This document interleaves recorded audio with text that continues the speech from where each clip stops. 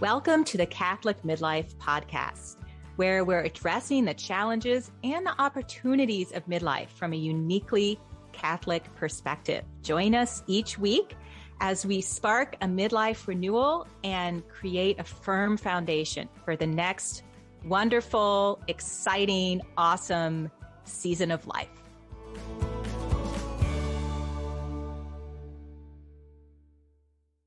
Hello and welcome to the Catholic Midlife Podcast. It's great to be here with you. I'm Curtis and I'm here with Karen. Hi, all you podcast listeners. Hey, good morning, Karen. How are you doing? I'm great. The sun is shining. The lawnmowers are out today. The leaves are gently blowing in the wind. It's a great day. That's great. So here's a review a listener left for us, Karen. It's from Castelli Gal. Do you think that's her real name? Gal, like Gal Gadot? I would guess likely not. Now, don't quote me on that, but this is just my sort of instinctual reaction. It's a cute moniker, though. Mm-hmm. So it's on iTunes. She says, "Love this podcast. I'm really enjoying Karen and Curtis's podcast. It's helping me identify what I'm going through as a midlifer and become more reflective about it. The podcast is also giving me encouragement and a robust hope about my future." Oh, hooray. Hope. That's what we like. So something's landing. Yeah. So Gal, thanks for the encouragement and thanks for leaving a review, which helps others find the podcast and hopefully find some hope and midlife wisdom. That's right. That's right. So today, we've got a good one today. I'm super excited. I know you love this topic. It's a great topic. Love this topic. It is my favorite communication and relationship tool. And I'll just throw this out there. This is something that's good for every relationship and almost every conversation.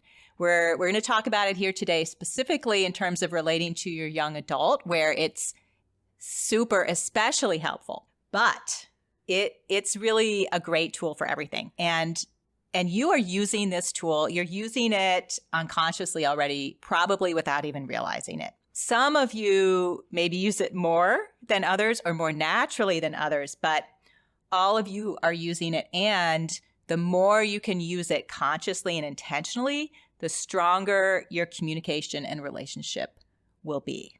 So I do love this. Yeah, Karen, I would say this skill did more for my personal relationships than any other skill. Wow. Standing by itself, just this one thing. Yeah. Yeah.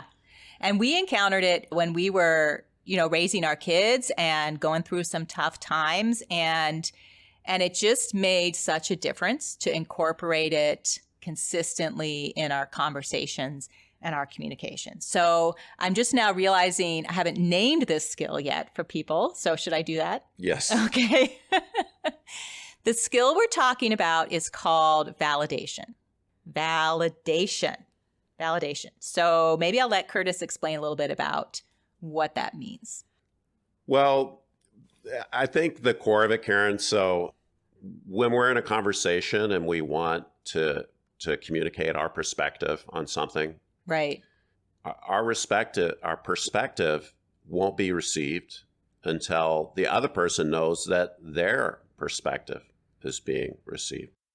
So validation is all about communicating to the other person that you see what they're talking about from their perspective, and it's understandable, it's okay, that why they have the perspective that they do. Right.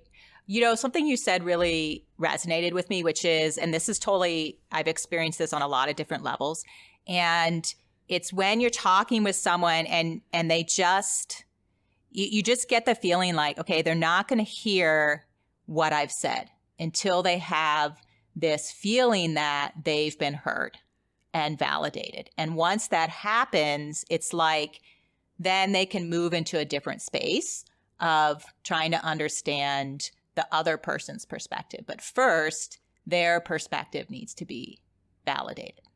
Is that kind of what you were saying? Yeah. And the thing is, it's always up to us to take the initiative, right? Yes. So we have to understand them first and let them know we understand. Yes. And we can all think of situations where our perspective just isn't being heard, and it's super frustrating. Oh my goodness. This totally happened to me recently. Oh, So okay. What you happened? probably remember this, but we were at that training and we were in these extremely uncomfortable chairs. So this is like a 12-hour day training for 4 days. And the chairs were really uncomfortable. And the expectation was you're taking notes in this really crazy, uncomfortable way. And I could tell, okay, I'm going to have a back flare up. Yeah. I'm going to have some symptoms here. And I kept going to the administrators trying to explain this isn't going to work for me.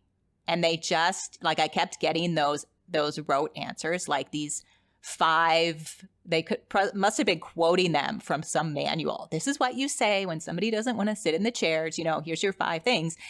And it's true. I totally felt unheard, and it was extremely frustrating. And I couldn't enter into the training until they listened and heard my perspective. Yeah. So they're like, okay, what's your name? Karen. They're like, oh, figures. Oh, We're not, that's awful. we're I not can't believe listening. you said that. we're not listening to you, man. You're just complaining. You're just complaining. Oh, I should not have to change my name to be heard and validated. So they didn't understand that Yeah. you have a back problem. And so it took them a day. So the next day they finally came around and They figured did. it out. They realized that it was a real issue. So anyway, so I can relate to the feeling unheard situation. So maybe we should give some examples about how this might come up with our young adults. Yeah, sure. So let's start with something that's pretty simple. Just say you're talking with your college student. You've been talking to him over the semester, and you know that she's had a personality conflict with a teacher, and it's in a subject she doesn't like, and you're pretty sure your student didn't really put in the work, and here comes the grades. She got a bad grade, and she's upset, and you're having some kind of conversation about this. She's letting you know that she's feeling bad about getting this kind of grade. So how might you validate? Right. So this is a really interesting example. I think I'm glad you picked this one because sometimes it's really interesting to be aware of like our immediate reaction into a situation like this because all sorts of things come up for us. A lot of them kind of in the judgment zone. Oh, yeah. Well, I know my first reactions is to be like, oh, goody. Here's a great life lesson for Dad to get.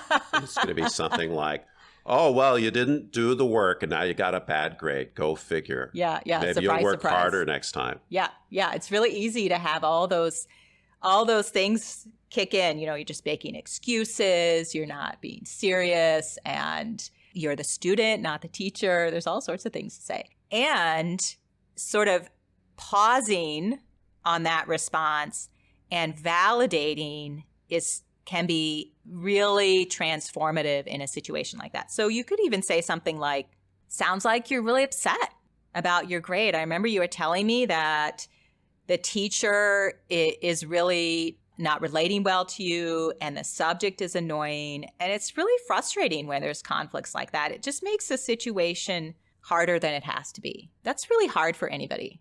Yeah, so that's a great response, Karen. So you're connecting with, you're showing that situation is relatable. Right. So, and we can all imagine, I think, having a frustrating teacher and a frustrating subject and just not getting the job done. Right. And here's the thing, that student, she knows she didn't do the work. Mm-hmm. When we've messed up, having people tell us we messed up really isn't that helpful. Yeah.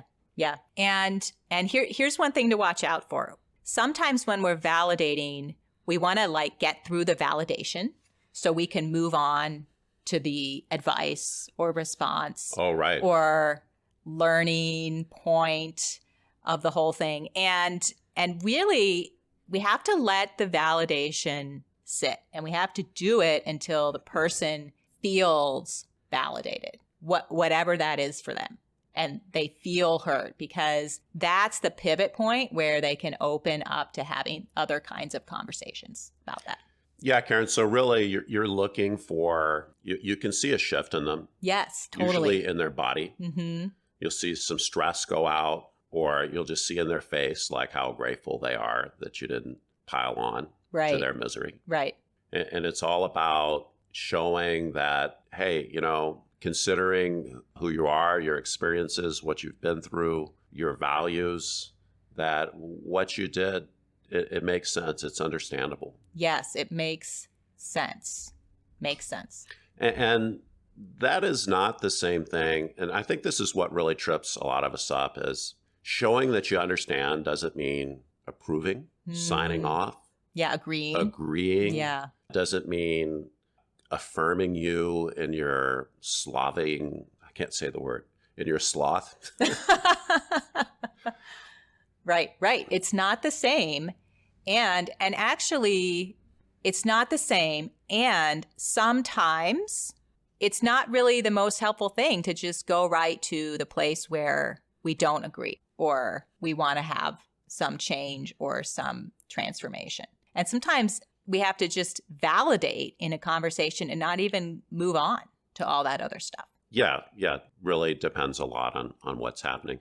So the way I like to describe this skill is you have to communicate to the other person that you understand their perspective.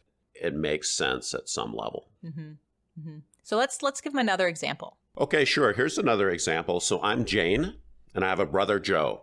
Okay. And I say to you, Mom, my brother Joe was always your favorite, so don't be guilting me over this Christmas visit that's 3 hours away. I'm the mom, right? You're always the mom, honey. What's a mom? Okay. Well, all right. This is a really hard example you gave me. Oh, it's hard to be a mom, honey. Let me tell you, it is. Yeah. It is. Okay. So there's a few things here. Honestly, I don't feel like I can right away validate you because I'm not totally sure that I understand all the issues. Well, there's a number of issues. So there's the relationship with the sibling issue. Like they were your favorite. Yeah. Joe was always your favorite. Okay. So can't you just get me over that real quick? That's one. Okay. The other one is this guilt feeling, like you're feeling guilted. You're guilting me, Mom. Oh, You're okay. guilting me. I'm guilting you. Trip thing. That's another issue. And then the whole issue, obviously, about are you going to come for Christmas or not, which is its own thing. Yeah. Because, come on, it's only 3 hours away. You can't even hop in the car and come visit your mother. How hard is Christmas. That? Okay. So there's three big issues going on here. And I think actually in order to validate, I have to understand your perspective a little better. So probably I have to ask you some questions. I might have to pick one of those issues to ask you a question about. So how about, can you tell me a little bit more about this feeling you have around Joe being my favorite and what's going on there? What's underneath that? Well, that sounds like a good question, Karen. Yeah. So Jane might start just saying, well, Mom, I was always ignored because Joe had all those needs. And I get that you had to do those things for him, but it wasn't right for you just to, you never went to my sporting events. You went to all his things. And so she might have a list of complaints. Right. So I have a couple of observations about this whole thing. Sure. One is, get ready for a long series of conversations. Yes. Right? Yes. I think that's totally right. So as soon as you hear this angst-laden statement, you can pretty much forget about negotiating the Christmas trip in this conversation because you've got bigger fish to fry, right? But that's some good news, really, is that she's telling you she's got some problems with how you're behaving, Mom. Right. Right. And for you to hear that, that's opportunity. Yeah. Yeah. So really, I could say something like, wow, it sounds like you really have some feelings from growing up about feeling ignored or lost in the shuffle or not as important. And I think that's really important. And I can understand how you feel that way. I think we should talk about that in a longer conversation. Because you're important to me and how you feel and how you felt growing up is really important to me. Yeah. So you're starting off this conversation by offering some validation. Yeah. You don't know exactly what the issues are, but you have some idea and you're offering it. Mm-hmm. And you know what? If Jane's going to hear that Yeah. you are trying, and so if you miss the boat a little bit, she's going to say, "No, Mom, that wasn't it. Mm-hmm. It was the fact that whatever it is." Right, right. And you're making me think of something which I think is really important, and that's this.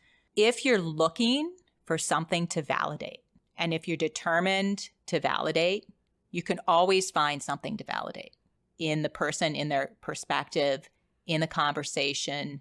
There's always something worthy of being validated from that person's perspective. So kind of like what you're saying, if you're trying, you can find your way there. You can create that experience in the conversation. Yeah, and it'll open the doors. And I like the point you're making is you're approaching this conversation, you always have this validation aspect in your mind. Yes. And that way, when this bomb comes at you about the siblings, you don't slip into defensiveness. Right. You don't become angry. I mean, it's probably as a parent, you as the mom would feel really insulted Mm-hmm. and hurt and everything else. But you're there to build the relationship, to show them you can see their perspective. And then maybe they're going to be open to hearing your side of the story when they're ready. Yes. Yeah. So I think if we have a little time left, I think we should share with people what it sounds like to be invalidated, or what invalidating communication might look like. Yeah. So there's Paul Simon's 50 ways to leave your lover, 100 ways to invalidate your. Well, it's surprising, but there's so many ways to invalidate. We probably don't even realize it. Like things that we just say naturally, oh, well, you should be thankful, blah, blah, blah, blah, blah, blah, blah. Or don't worry so much. Don't let it bother you. Things we think are encouraging. Calm down. Calm down. That always works. Right.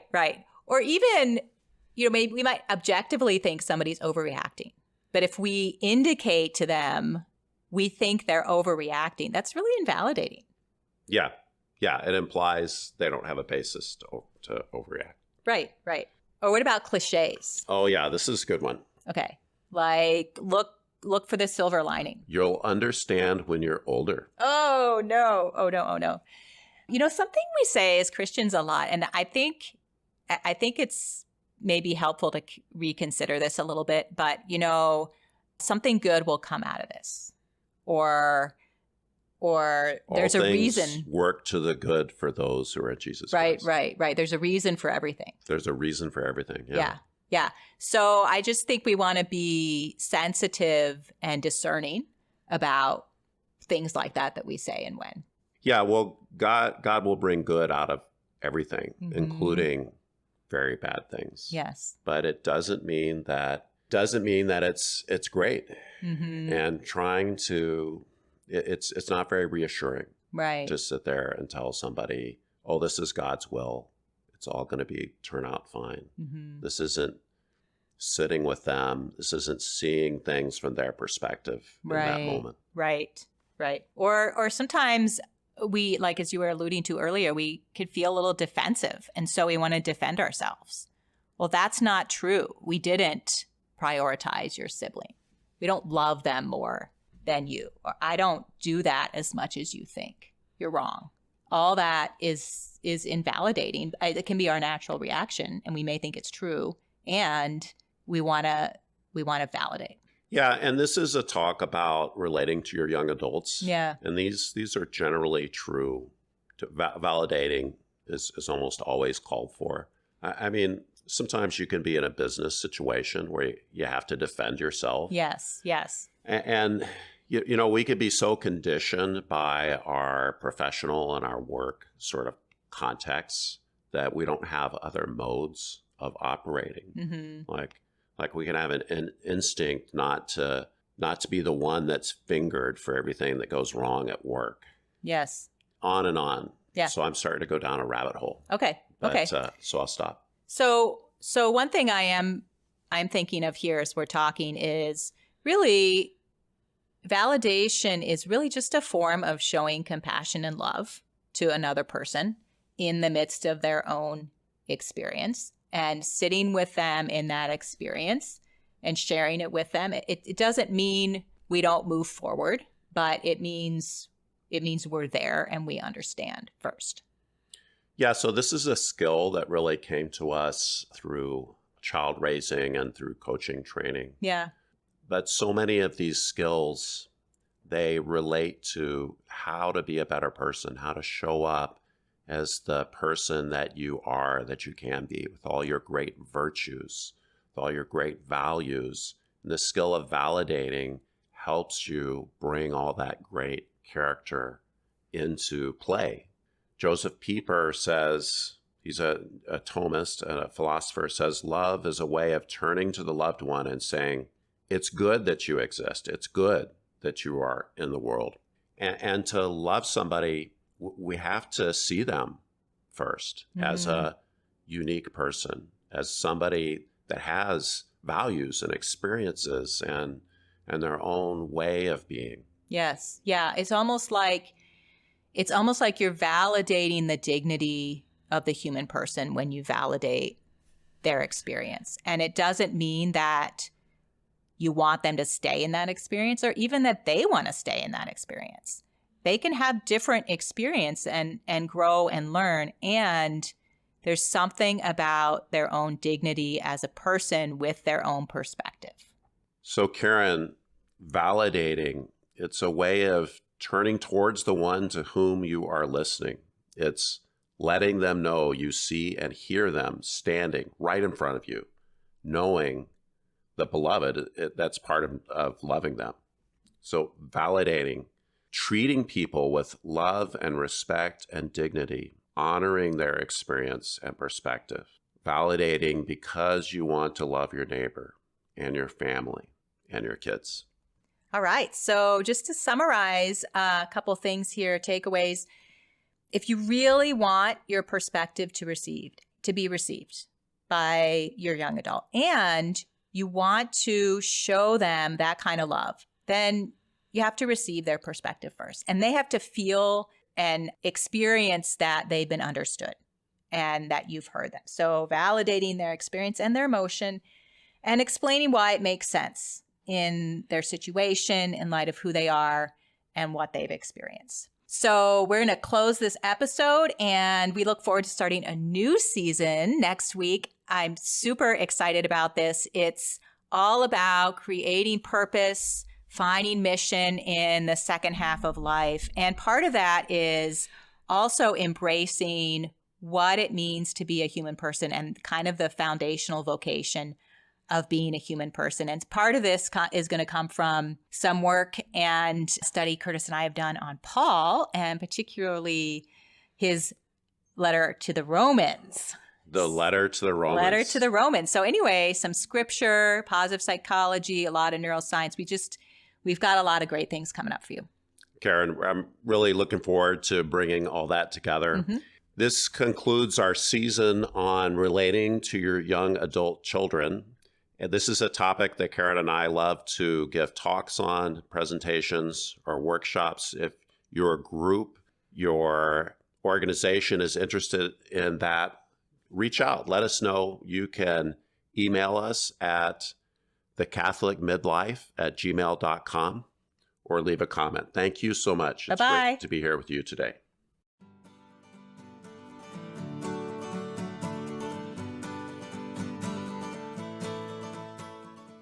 Thank you so much for listening to the Catholic Midlife Podcast. It's great to be here with you.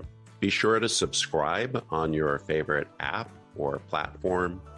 Leave a review. That's so helpful so that others like you can find the podcast. And be sure to tell your friends. We'll see you next week.